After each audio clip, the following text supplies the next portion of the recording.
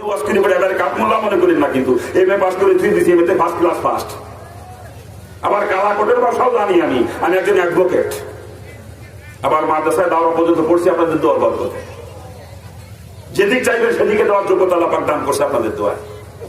কোন বাপের বেটা যদি থাকেন মাদারের পক্ষে, দলিল নিয়ে সামনে আসবেন, পরিষ্কার কথা প্রমাণ করতে পারলে আমি নিজেও কালকের থেকে মাদার পুজো করা শুরু করবো, কোনো অসুবিধা নেই।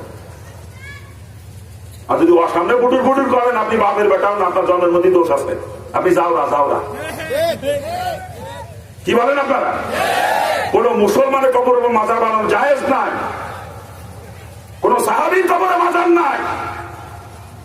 কোটি কোটি অলিকে যদি একত্রিত করেন একজন সাহাবা, একটা পশমের সমান দাম তা দিয়ে হবে না।